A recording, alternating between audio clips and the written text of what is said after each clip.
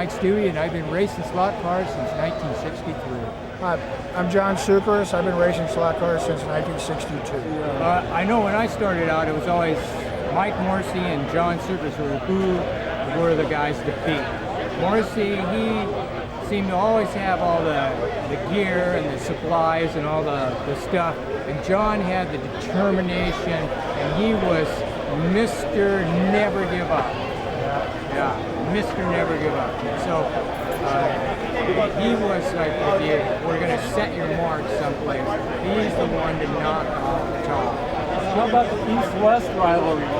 The East Coast guys? We really wiped them out. No, honest.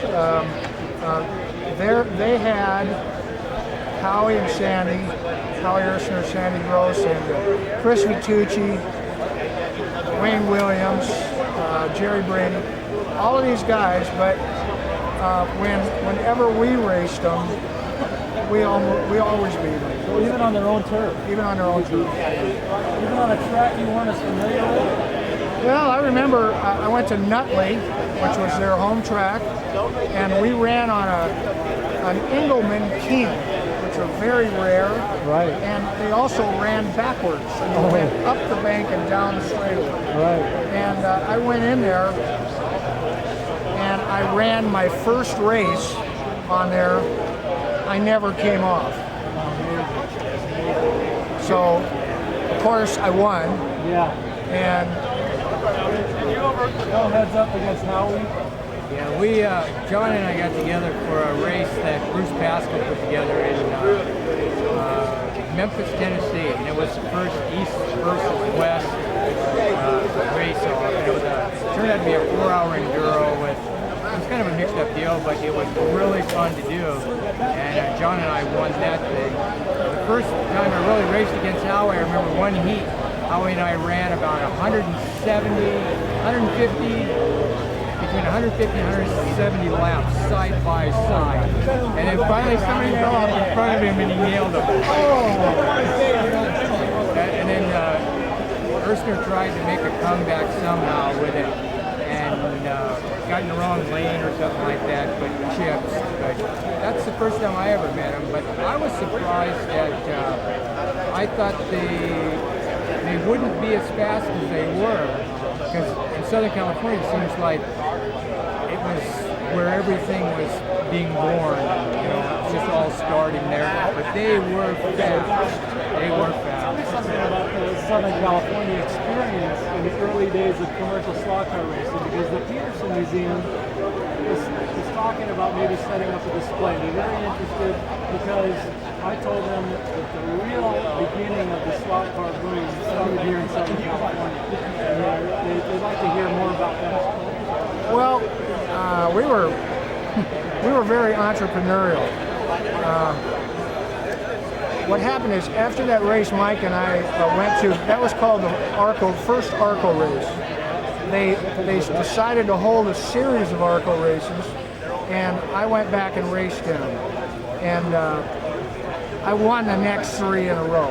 So basically, the Arco races, I won them on their home track, in Atlanta, in New Orleans, and I was trying to get Champion to produce a motor I wanted to produce.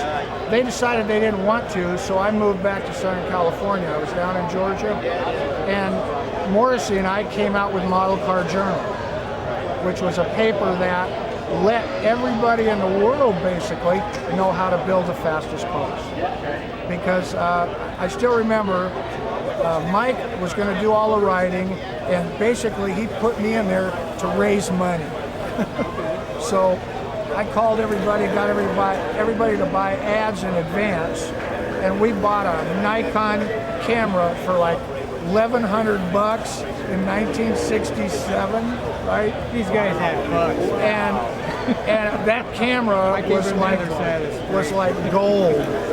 And the pictures in our paper, you gotta admit, weren't they the greatest? I remember the best picture I ever saw in that was a picture of my car in a 2-page spread when I won the first angle winder race at Classic Speedway. Yeah. Now, was it? That was a great. Was there a lot of that was a great innovation in Southern California, like Yeah, building the everything quickest came motor from and the us. best chassis and the best tires and the best. Everything came from us. Everything. You know, You can go back to the first tilting pans, the first plumber thing, the first angle winder, the first. You can go back everything that was the first. We did it the first. Now, there were a lot of suppliers. There was a big supplier base here in Southern California. Yeah.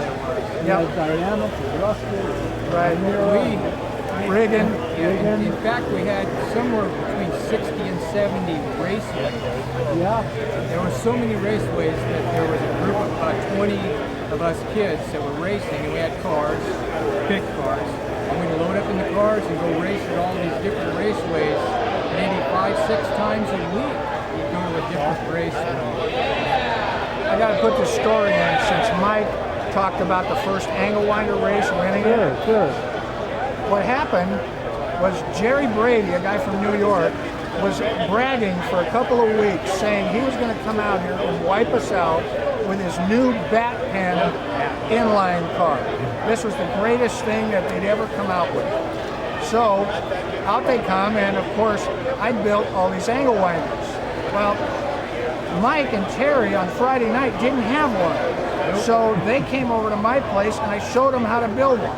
That's how we did things. I would rather show Mike and Terry and my competitors how to build the latest stuff than let some New York guy come in here and maybe beat us. Now, I heard that was quite a thrashing. I mean, everybody was building these new chassis. That's right. It was like up all night to build the newest, latest thing, right? It was a thrash, but there was 7 angle winders at that race, and Brady made the main and he got 8th. Oh, so it worked. It was a gamble. Terry and I took our race cars on Friday night, took them home, got home about, we went by John, went over to Terry's house. At about 11 or 12, maybe 1 o'clock in the morning, we took the Dremel tool, cut the backs off our chassis, and sit there and says, well, he said to bend it like this. So about 6 in the morning, That's you know. awesome. Rolling Stones are blasting on the radio, and Terry's going, well, I got mine done. I go, I'm working on mine. We got back to the track just enough time to take, I think I took 3, maybe 5 laps with my car before they shut it off for check. And I could not believe how fast that car was. Unbelievable. See, and that's, we always shared information, and that made us faster. It was like Red Bull sharing with McLaren, sharing with Ferrari, you know. That doesn't happen. You could see the pictures of the chassis in the latest magazine, but of course that would have been 40 to 45 days outdated That's by right, that time. and it was obsolete usually by then. Yes.